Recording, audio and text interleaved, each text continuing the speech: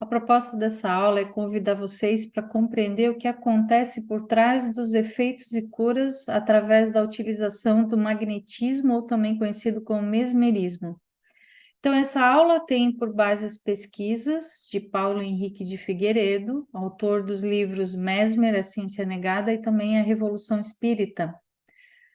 Mas eu gostaria de lembrar que o Instituto Arqueus direciona os estudos e práticas para o trabalho terapêutico e tudo que envolve estados ampliados de consciência.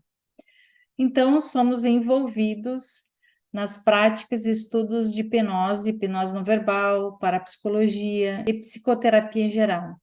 De certa forma, o que me levou a pesquisar mais sobre magnetismo foi quando eu fui buscar por um curso de hipnose não verbal, que era, na época, né, vinculado ao mesmerismo. E eu não tinha muita ideia, né, do que seria, afinal, esse mesmerismo, hipnose não verbal. Então, minha busca era sobre as explicações dos fenômenos hipnóticos. Então, naquela época, eu não tinha muita noção do que esse caminho iria me levar. E eu acabei fazendo o movimento contrário de muitas pessoas que já trabalham com magnetismo no Brasil. Depois que eu voltei da França, e principalmente quando comecei a organizar os eventos do Caminho Magnético, eu percebi que o meu conhecimento tinha limitações e que eu estava apenas seguindo uma única escola e um professor também, o qual não havia me passado as informações completas, então eu fui obrigada a me aprofundar mais. Por esse motivo, eu percebi que toda prática precisa vir acompanhada de apoio teórico. Então, minha proposta aqui não é trazer a verdade, mas deixar as minhas percepções e conclusões, sendo que sempre estive em um papel neutro, porque eu não sigo doutrinas, religiões ou qualquer linha de pensamento que acredita em algo muito fechado. E eu me permiti observar as informações que cada experiência me proporcionava. E acredito que se você estiver iniciando, já tenha qualquer tipo de curso de mesmerismo, magnetismo, né? Vai precisar estudar a história e entender o caminho que o magnetismo traçou desde Mesmer, inclusive o que cada praticante do passado se permitiu a concluir e o que influenciou também desde lá. Então, as práticas de magnetismo influenciaram o estudo de fenômenos da mente e do espírito. O que conhecemos hoje como a parapsicologia, também a linha que levou à codificação dos fenômenos espirituais de Allan Kardec, que é a doutrina espírita. Depois, pelo estudo dos fenômenos hipnóticos que eram observados pelo estado de sono magnético e dos sonambúlicos, que a história descreve de forma surpreendente, e também mais tarde através de Jung, esse caminho se abre para unir tudo isso e trazer maior consciência aos aspectos inconscientes. Então, essa jornada me levou a aprofundar mais e entender muitos dos efeitos nas práticas atuais da hipnose não verbal e também uma similaridade dos efeitos das outras terapias energéticas, como Theta Healing, constelação familiar, apometria, entre outras. E unindo tudo que eu já estudei e pratiquei entre essas linhas de trabalho terapêutico, eu vou passar aqui qual é o segredo dos efeitos e resultados da conexão magnética. Então, nós vamos começar com essas perguntas. O que é o passe magnético e qual a diferença do passe magnético espiritual? E qual seria o significado do passe? Qual a função dos passes que unem as duas funções, magnético e espiritual? E a mediunidade de cura? Podemos dizer que são três ações diferentes com resultados diferentes, apesar de que todas elas podem ser combinadas, tá? A outra coisa importante é entender como funciona o passe e o que ocorre durante a ação do passe também. Entender quando a pessoa aplica o passe, o que acontece afinal, qual a relação entre o operador e quem recebe, e se tem uma intermediação espiritual. E qual o fenômeno que provoca a cura na ação de um indivíduo sobre o outro? Então, o que você imagina que acontece quando uma pessoa vai dar o passe na outra pessoa? São muitas questões que aparecem para quem está iniciando. Tem pessoas que pensam que sai energia das mãos, inclusive nós utilizamos muito esse termo energia, né? Mas se utilizarmos a explicação como sendo uma energia, então seria algo mensurável, porque energia é um termo conhecido e utilizado, e se você colocar um equipamento, não vai conseguir medir energia durante um passe de algo que sai de uma pessoa para outra pessoa. Então, usar essa expressão conhecida da ciência pode colocar o magnetismo à parte da ciência. Alguma ideia até pode ficar à parte da ciência, mas quando ainda não alcançou conhecimento. Então, não poderia ficar à parte quando já tem uma explicação. A questão aqui é sobre a energia. Então, na época de Kardec, imaginava-se que a energia elétrica, o calor, o magnetismo do ímã, tudo isso seriam substâncias que saíam de alguma coisa. E por analogia, alguns magnetizadores da época imaginavam que haveria uma substância da vida humana também. Eles pensavam que tinha uma substância da eletricidade. Então, por que não teria o magnetismo da vida humana? Muitas pessoas da época imaginavam que havia uma doação de uma substância para outra pessoa, mas não havia ainda o conceito de energia naquela época. Então, vamos entender o motivo que Mesmer negou essa hipótese como não verdadeira e criou uma outra explicação para o fenômeno do passe. Inclusive, a hipótese de Mesmer foi confirmada depois por contato com espíritos dentro daquele sistema de comunicação nas pesquisas de Kardec. Então, Kardec afirmou: quando apareceram os primeiros fenômenos espíritas, algumas pessoas pensaram que essa descoberta iria dar um golpe fatal no magnetismo animal e que ocorreria como nas invenções, né, das quais aperfeiçoadas faziam esquecer a precedente. Então, esse erro não tardou em dissipar e prontamente se reconhecer o parentesco próximo dessas duas ciências. Isso é, magnetismo e espiritismo, então seriam duas ciências irmãs. Então, afinal, o que é magnetismo animal? Onde que podemos saber mais sobre essa ciência? Para conhecer esse assunto com profundidade, tem que estudar a história de Franz Anton Mesmer, porque foi Mesmer quem criou a teoria do magnetismo animal. Então, eu já vou aproveitar e indicar a leitura do livro Mesmer, a Ciência Negada, de Paulo Henrique de Figueiredo. Então, Mesmer foi um grande observador, e entre suas experiências, ele vivenciou algo bem interessante, que sempre eu gosto de chamar atenção sobre isso, porque pode ajudar até a compreender mais sobre esses fenômenos do magnetismo, se a gente olhar mais a fundo. Então, olha que interessante. Quando ele foi ajudar soldados de guerra, ele percebeu que o sangramento de um dos soldados parava quando ele se aproximava e dava mais atenção a essa pessoa. Então, quando ele saía de perto, o sangramento voltava. E ele percebeu uma relação direta com a vontade dele com a diminuição do sangramento. Então, ele foi guardando essas informações durante a vida dele, desses fatos todos, né? Na época dele, a medicina era fundamentada em coisas absurdas, como a aplicação da sangria e por corte ou até sanguessuga. Então, na Idade Média, lá atrás, a explicação disso era que quando a pessoa estava doente, o sangue estava infectado. Por exemplo, o braço inchado tinha acúmulo de sangue ruim, então precisava tirar o sangue ruim para que volte a ficar bom, e assim eles achavam que o sangue que tirava era ruim. Então, na época de Kardec, ainda se aplicava, porque consideravam que o corpo produzia sangue demais nesse caso. Haveria um distúrbio de excesso de sangue, vamos dizer assim. Hoje sabemos que é inflamação, não é um sangue demais, mas um processo de inflamação. E na época achavam que era isso, e que manteve também a sangria até o século XIX. Então, na época de Kardec, ainda usavam esse tipo de técnica, né? Essas coisas aí. Achava também que o corpo estava querendo secretar um líquido, por isso eles aumentavam até bolhas, com aquela ideia de expulsar algo ruim do corpo, sempre algo né, de expulsar.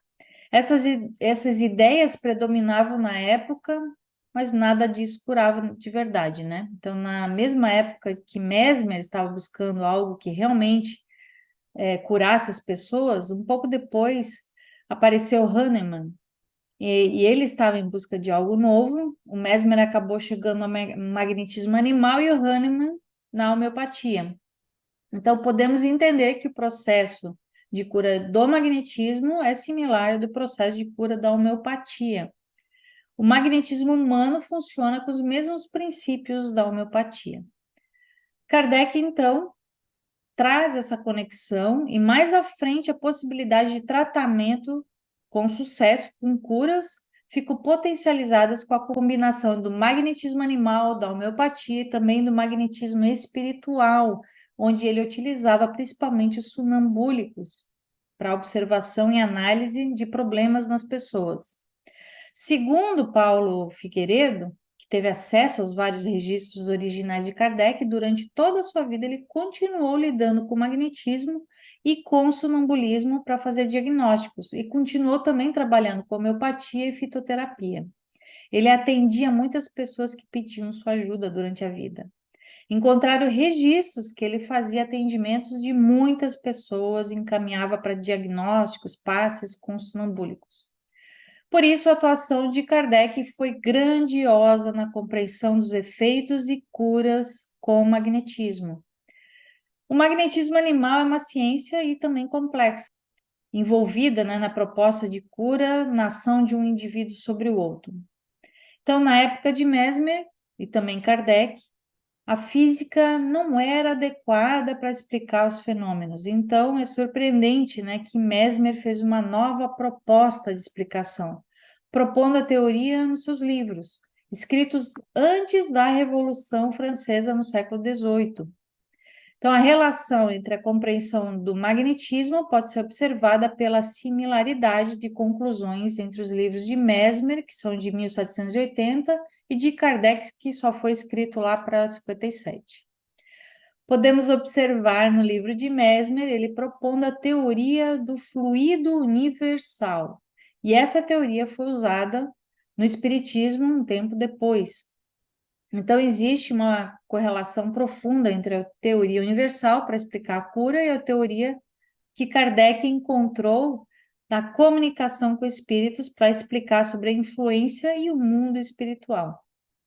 Então, segundo a conclusão de Paulo Figueiredo, a princípio foi percebido que os espíritos se valeram da proposta de Mesmer para explicar a matéria no mundo espiritual.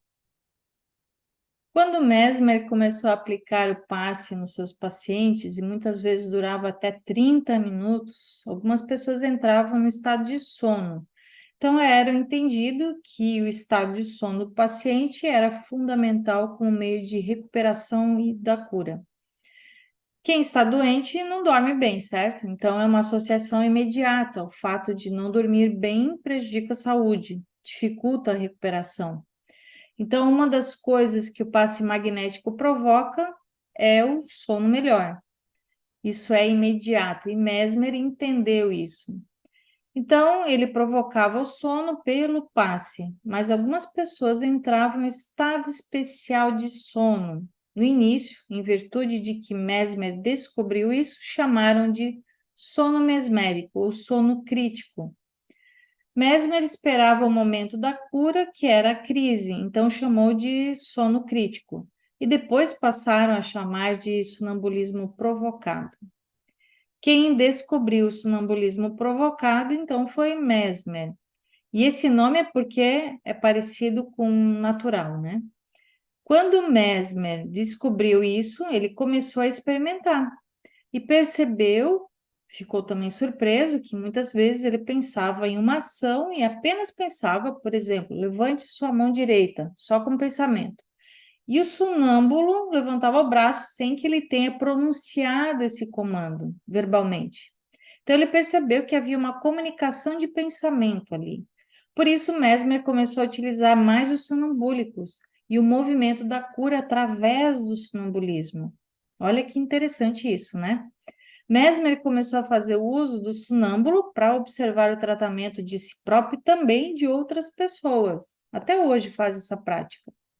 Os magnetizadores espíritas perceberam que o sonâmbulo adquiria um sentido do perispírito, então não era pelos sentidos normais, pelos olhos, ouvidos, mas estavam percebendo pelo perispírito. Como se a pessoa se afastasse do corpo físico e aí vai ampliar a percepção por meio do perispírito. Então, aqui eu vou abrir um parênteses, né, para contar que esse fenômeno foi algo que eu também percebi em consultório. A partir do momento que eu comecei a entender mais sobre magnetismo, a cada estudo, né, que eu fazia, aconteceram muitos fenômenos interessantes.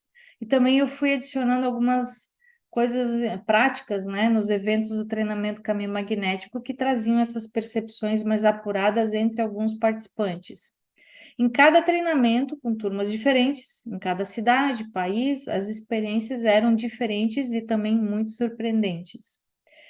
Pela parapsicologia, nós temos que ter um olhar de pesquisa, abrir, né, nossas possibilidades. Vamos abrir a pesquisa para que possamos entender como aquele fenômeno pode estar acontecendo entre os diversos fenômenos, como telepatia, clarividência e demais capacidades do ser humano também. Mas eu posso afirmar que existe essa possibilidade de comunicação do campo mental entre duas ou mais pessoas. E também já posso afirmar por experiência própria sobre o desdobramento, porque eu mesma já tive essa experiência lúcida, né? Sair do corpo e estar ao mesmo tempo lá no meu corpo, de forma totalmente consciente, percebendo que eu estava assim, né? Mas sem, né, controle. Então, a gente pode perceber que essas coisas têm várias outras linhas, né? Como também o fato de que algumas pessoas que eu fiz magnetismo à distância perceberam a minha presença lá do lado dela, na casa dela, em outra cidade. Também já tive em consultórios sonambúlicos, trazendo informações incríveis de algo que eu havia pensado e preparado antes da consulta. Para mim, essas coisas são fantásticas, né? Como o caso de um rapaz, né, que mencionou que viu na parede tipo um holograma, uma imagem. E quando eu pedi para ele desenhar, explicar como é que era essa imagem, ele falou: é assim, um desenho de uma mulher iluminada com manto azul. E antes da consulta, eu tinha feito uma oração à Nossa Senhora, então a referência de Nossa Senhora na minha mente. Então, entre esses diversos fenômenos, né, que eu pude observar e vivenciar, me trouxeram luz ao entendimento das experiências relatadas por esses magnetizadores do passado. Uma das coisas que eu tomo como base é o padrão de sentimento, da emoção que envolve um problema. A faixa de vibração que a pessoa se encontra naquele momento vai ter relação direta com a saúde do corpo e tudo que ela experimenta na vida também. Mesmer tinha a teoria do fluido cosmo-universal e a questão da cura e o sonambulismo como um meio interessante de pesquisa. Então, inicialmente, ele não ficava fazendo passe por algum tempo lá para querer uma cura, não era esse o objetivo, mas ele aprendeu como resultado acontecia devido às experiências que vinham da aplicação dos passes. Com as informações trazidas dos sonambúlicos, ele concluiu que quando a pessoa entrava no sono magnético, seria como se saísse do corpo e via a ação e intenção do magnetizador, e isso que levava a pessoa a entender sua própria cura. Então, a pessoa se curava pela relação que acontecia na intenção do operador. Mesmer não considerava como espiritual, mas como uma amplitude maior de realidade, como um outro sentido, um sexto sentido. Então, aqui eu vou abrir outros parênteses, né? Em relação ao que conhecemos hoje como ressonância terapêutica, esse assunto até surgiu de acordo com a sincronicidade, né, dos acontecimentos na minha vida. Então, através dos estudos da ressonância e de experiências terapêuticas, me abriu uma outra compreensão sobre o magnetismo à distância e também o que podemos vivenciar até nas práticas, né, estudos da constelação familiar. O que eu gosto de utilizar é o termo ressonância, por entrar em relação com o campo de informação de uma outra pessoa. Então, eu acredito que Mesmer percebeu isso em suas experiências E Kardec acabou levando essa informação, né, o que ele experimentou, para o campo da espiritualidade, porque o fato de podermos ter informações de outra pessoa pode ser por relação, né, nesse campo de inconsciente, né, do indivíduo e também coletivo. Naquele tempo, Mesmer foi atrás de explicações sobre esses fenômenos, para entender a possibilidade de comunicação mental. Sem encontrar uma explicação para a época, como podemos obter outros termos e teorias hoje em dia, né? Ele encontrou a teoria do fluido universal. Ele criou essa teoria para tentar explicar todos esses fenômenos, como o sonambulismo e também as curas, né, provindas dessas práticas. Mais tarde, quando Kardec começou a observar os fenômenos espirituais, tomou como base as experiências e relatos de Mesmer, na tentativa também de explicar esses fenômenos. Kardec estudou com profundidade o magnetismo e usou esses conhecimentos para perguntar aos espíritos. Tudo isso ele escreveu em suas informações que estão nos livros de base da doutrina espírita. Tem diálogos lá sobre o magnetismo animal, na pesquisa de Kardec entre a comunicação com os espíritos. Mas tem outra teoria que surgiu depois de Mesmer, que está entre esse tempo de Kardec e de Mesmer, né? A teoria do fluido vital, que foi criada por magnetizadores da época de Kardec, que não aceitavam a teoria de Mesmer, então eles foram opositores. Quando surgiu o espiritismo, os fluidistas, né, considerados fluidistas, ficaram contra o espiritismo, então a teoria do fluido vital é opositora tanto a Mesmer quanto a Kardec. Então Mesmer rejeitou a teoria do fluido vital. Para ele não tinha uma substância que saía de uma pessoa para outra.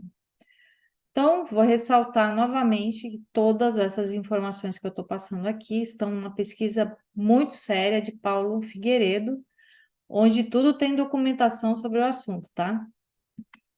O líder do fluidismo foi Charles Lafontaine, que foi o principal magnetista da teoria do fluido vital. Criou o jornal O Magnetizador. Então, em 1862, saiu no jornal dele uma notícia contra o manifesto do Espiritismo, declarando que o jornal estava fechado para a questão espiritualista. O senhor Lafontaine abriu o quarto ano do Magnetiseur com um novo manifesto contra o espiritismo e tendo comentado sobre os médios espíritos, disse ele como conclusão: a partir de hoje, nós declaramos nosso jornal fechado a qualquer questão espiritualista ou espírita. E agora vamos dedicar todas as nossas páginas ao magnetismo vital. Estaremos bem servidos do maravilhoso e misterioso, sem que seja necessário nos aventurarmos no mundo dos espíritos. Então, isso foi escrito ali nesse jornal. Então, La Fontaine acreditava que seria uma substância que passava de um indivíduo para outro e criou um grupo de fluidistas. Ele, como materialista, falava de forma negativa sobre os espíritas. Para ele, eram técnicas para direcionar a substância para o outro, e muitas vezes falava que precisava direcionar bem as mãos, né, para que não vá errado aqui o magnetismo. De certa forma, ele seguiu por suas próprias conclusões, sem abrir-se para os estudos dos fenômenos, como foi feito pelo Kardec. Para Kardec, magnetismo não é uma prática, mas seria uma ciência. O espiritismo, também considerado originalmente como uma ciência, porque propõe uma teoria. Então, a prática exerce a partir do entendimento de uma teoria. Se não tiver a teoria, não vale nada.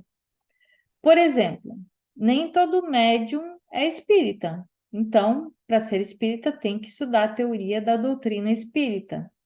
Nem todos que dão passes conhecem o magnetismo animal. O passe é a prática. Então, muitos não têm a teoria, apenas fazem a ação dos passes, que seria apenas a prática. Quando você segue linhas e crenças diferentes, a prática pode trazer entendimentos diferentes. As suas práticas serão influenciadas de acordo com o seu próprio conteúdo mental. Então, voltando a falar sobre as minhas próprias experiências, né? como eu estava com o copo vazio na época e nem sabia direito, né, a ação dos passes e técnicas vinculadas a isso, o que poderia resultar, eu tive um processo de alguns aninhos ali, com diversos acontecimentos que me deixaram até confusa em diversas fases, porque sozinha e sem apoio teórico, até me impressionei, né, com alguns acontecimentos e fenômenos. Mas, de certa forma, me permitiram ir atrás dos assuntos, depois procurar as informações de forma mais organizada, né, e mais responsável. Tem algumas pessoas que acabam entrando pela curiosidade, a maioria, né, pela vontade de descobrir algo novo. Mas dependendo da formação moral e intelectual da pessoa, as experiências podem levar a uma certa tentação, né, de um poder especial. E se não tiver alinhada, equilibrada, pode iniciar um processo até patológico, de sentir-se especial. Isso é um prato cheio para surgir aqueles falsos profetas, né? Onde um ego ferido no passado encontra nos recalques o impulso para querer ser alguém importante, então olha o perigo que isso pode acontecer, né? Então eu vi muitos hipnotistas utilizarem sonambúlicos para demonstrar um poder pessoal, que na verdade não é do hipnotista, mas do próprio sonâmbulo.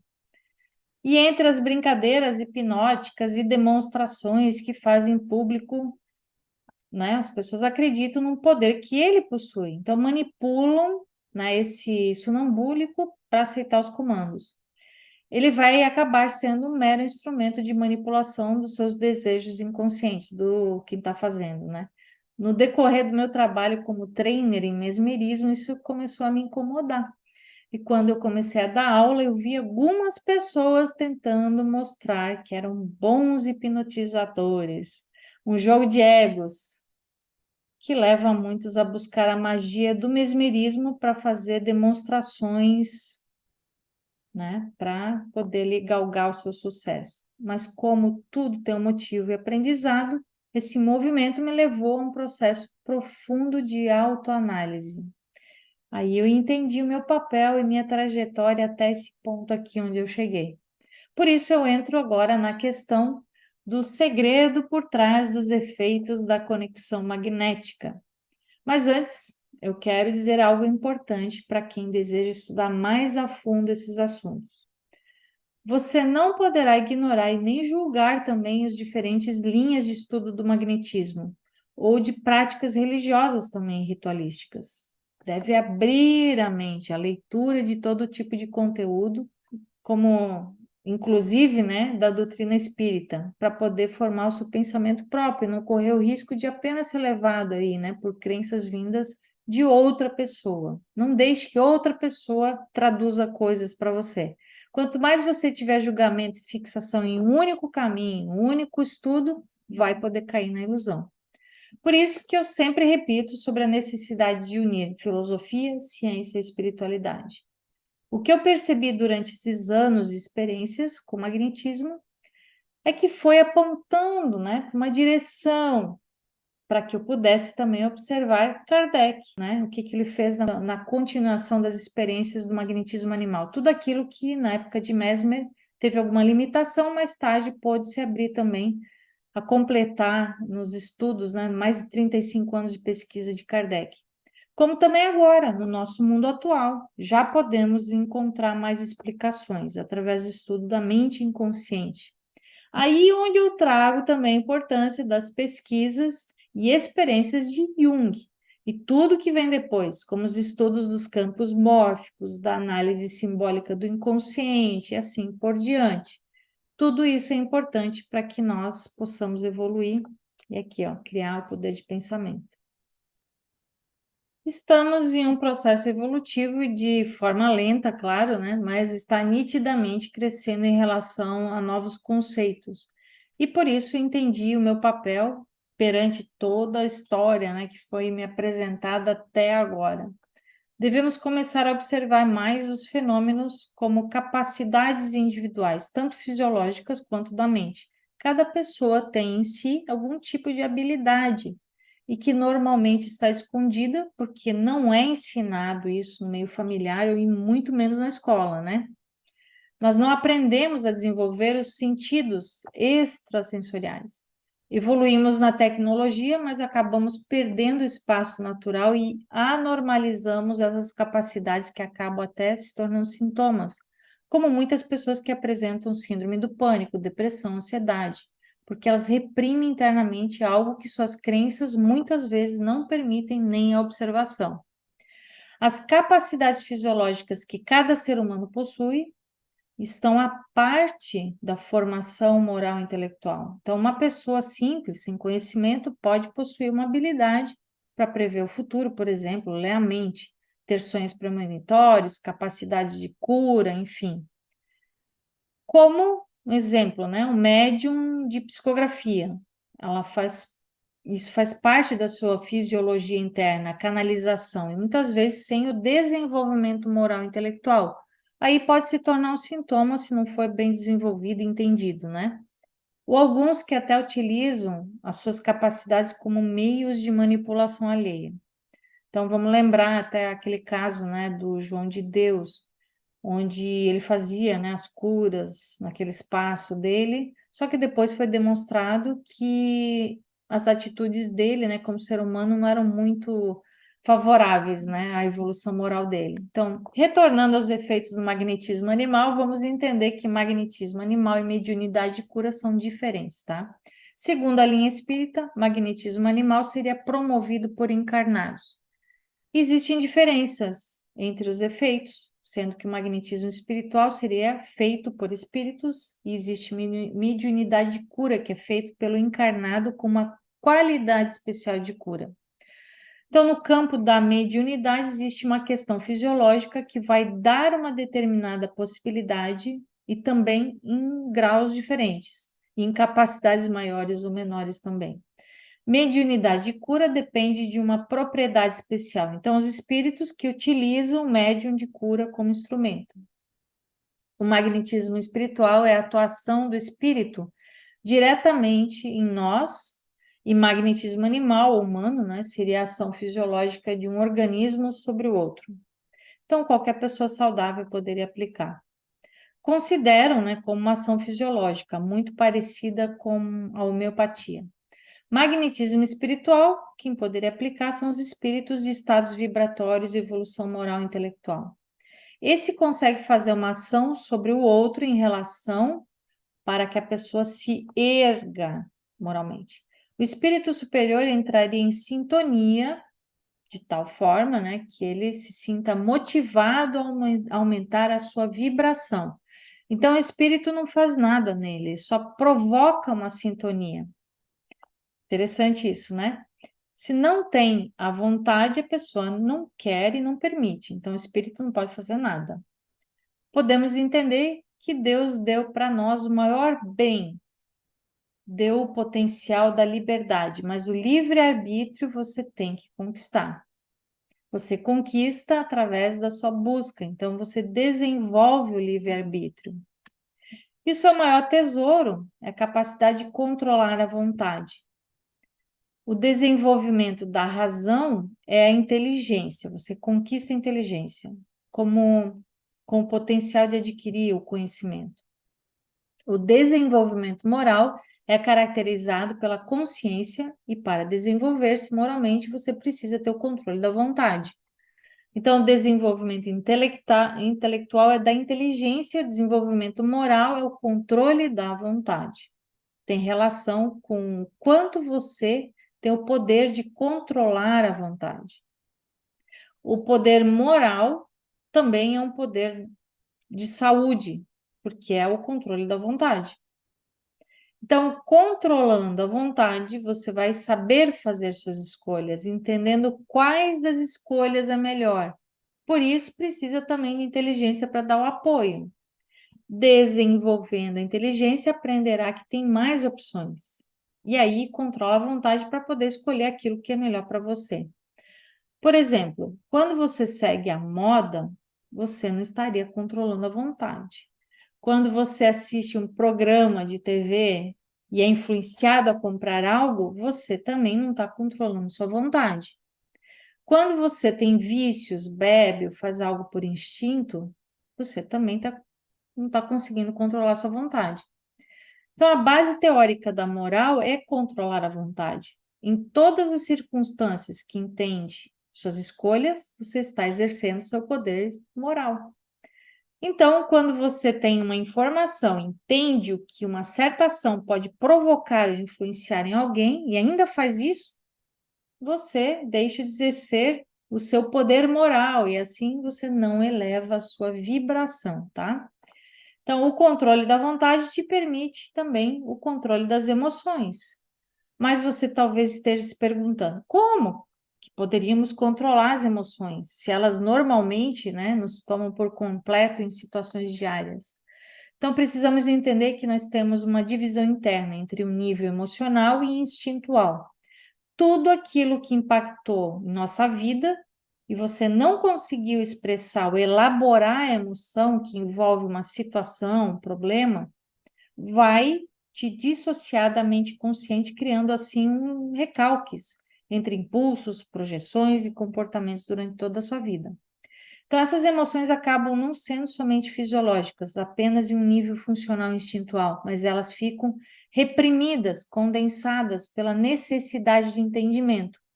Isso que nos separa dos animais, que sentem raiva, medo, tristeza apenas quando isso é uma necessidade fisiológica.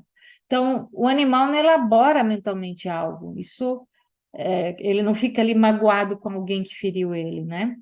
Então, a alma não sente emoção dessa forma. Isso é do nosso corpo físico, onde temos as reações perante a vida e reprimimos de forma inconsciente. A emoção tem uma função de preservar o seu organismo, tem uma função de existir nas circunstâncias naturais, né? Tem que ter um fato para isso. Assim é natural ter medo, raiva. Então, o animal, ele não tem emoções daquilo que ele não está vendo, mas o ser humano consegue projetar uma situação que está vivendo no campo da imaginação. Então, nós temos que perceber isso, né? Que nós elaboramos coisas mentalmente e que foge daí da nossa percepção, né? Está tudo ali no nível de reatividade, nível inconsciente. E quando você começa a perceber isso, ou evoluindo nas suas práticas, eu já tive a experiência de desdobramento do corpo, você percebe que a alma ali não tem emoção, né? Ela é do corpo físico. Quando você sai do corpo físico, todas as suas dores emocionais, elas ficam lá. É muito, muito interessante isso. Se um dia você vivenciou já ou vai vivenciar, né, vai perceber isso, essa diferença, né? Então, isso é elaboração aqui do nosso corpo físico mesmo. Nós antecipamos problemas e cada vez que fazemos isso, o corpo vai reagir da mesma forma que o fato estivesse acontecendo. Mas nós podemos ter o controle também do pensamento. Eu percebi a busca de uma grande parte de pessoas por algum tipo de poder especial. Então, quando recebem a informação daquilo que poderia elevar o seu padrão de pensamento, acabam se fechando para não ter que exercer o poder de escolha. Nitidamente, passo a fechar os ouvidos, né? Para algo que seja contrário à forma de pensamento que essa pessoa acredita. Criam justificativas que impedem ver a verdade. Então, quando falamos de magnetismo, não seria apenas para um trabalho terapêutico, para ajudar o próximo, mas para compreender as suas próprias escolhas, inclusive sobre a verdadeira razão de querer adquirir esse tipo de conhecimento. Se você não começar a fazer essa pergunta para você mesmo, o que me faz querer estudar e praticar magnetismo ou mesmerismo? Então, medite todos os dias sobre isso. Talvez você vai até arrumar justificativas ou manter um pensamento que te leve a uma imagem de poder pessoal. Talvez você não vai, né, tá aproveitando de verdade esse conteúdo maravilhoso que te permitirá evoluir por uma ideia mental de algo. Eu já escutei algumas pessoas falando que querem curar igual Jesus Cristo. E foi mais de uma vez, talvez seja pela ideia de ter um poder de cura especial, ou para salvar o mundo, né? Mas até isso é ilusório. Se você for a fundo, né, na história de Jesus Cristo, irá perceber que nem ele mesmo se portava como uma pessoa, né, com poder de cura, mas como um exemplo de conduta moral. Então, o segredo dos efeitos e resultados da conexão magnética é justamente o seu próprio desenvolvimento moral e intelectual. Você precisa entender que a partir do momento que você escolhe ser um terapeuta, por exemplo, todo o seu conteúdo interno e principalmente inconsciente vai influenciar na dinâmica da relação paciente-terapeuta. A sua presença, a sua intenção, a sua postura, tudo em você vai influenciar na experiência e também no resultado. Por isso que a sintonia acontece através dos interesses e também desejos inconscientes entre as pessoas. Tudo é vibração. Quando você traz uma proposta de tratamento, se você se torna referência nisso, trazendo em si a experiência, o seu desenvolvimento, aí o caminho se abre e, por consequência, vai atrair mais pessoas em busca daquilo que você tem para oferecer. Também acontece em qualquer assunto, se você oferece uma proposta de experiência sexual, por exemplo, você vai atrair pessoas com desejos inconscientes e questões no campo sexual. Por isso, as práticas oferecidas podem entrar em processos ilusórios, pode criar-se um ciclo ali, né?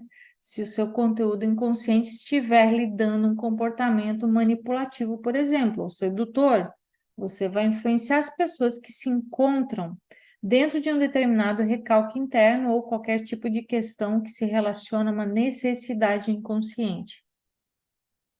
Se você não entender isso, poderá estar prendendo a pessoa à sua imagem e não libertando e abrindo espaço para a verdadeira cura. Para finalizar, a base do estudo do portal online Caminho Magnético é justamente abrir espaço para que os alunos possam desenvolver o pensamento próprio e não o pensamento fixo.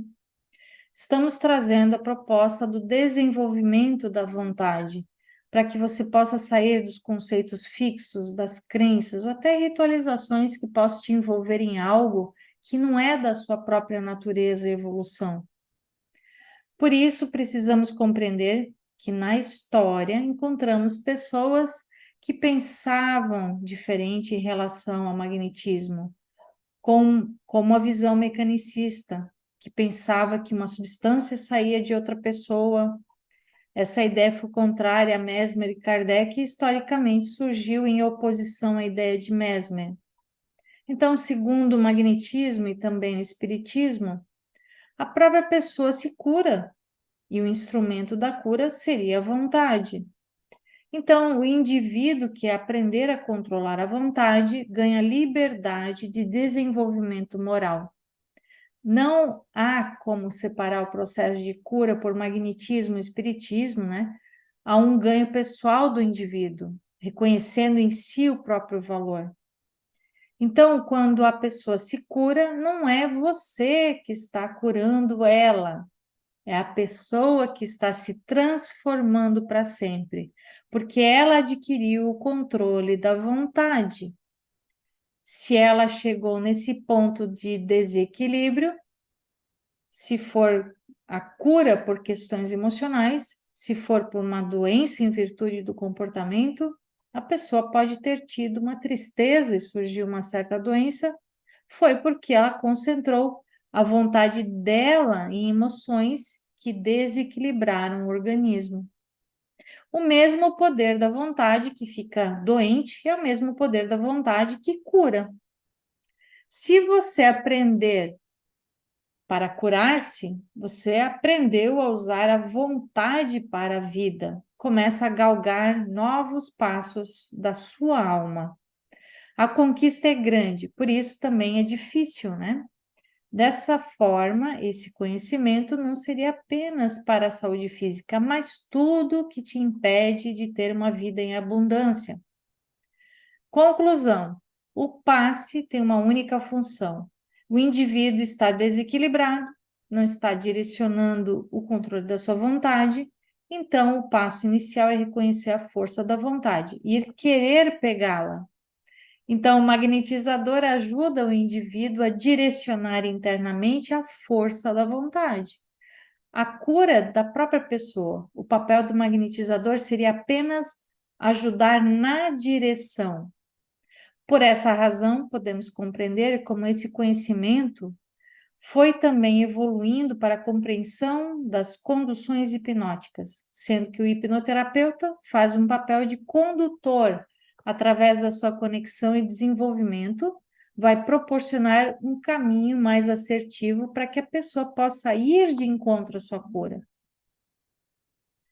Então, eu espero que tenha gostado desse conteúdo. Eu vou deixar o convite para você conhecer o nosso portal online do Caminho Magnético, onde sempre estamos trazendo conteúdos ricos para a sua evolução. Então, eu espero que você entre em contato, pergunte também, estamos abertos às perguntas, né? E se não, fique à vontade para clicar aí nos botões, né? E aproveitar os valores que nós oferecemos. E você vai ter acesso de 1 ano para esse portal. Você vai ter um grupo, né, dentro do Telegram, que pode trocar, partilhar experiências, fazer perguntas, que nós, os professores, estamos ali também. Então, sinta-se bem-vindo à nossa família Arquivos.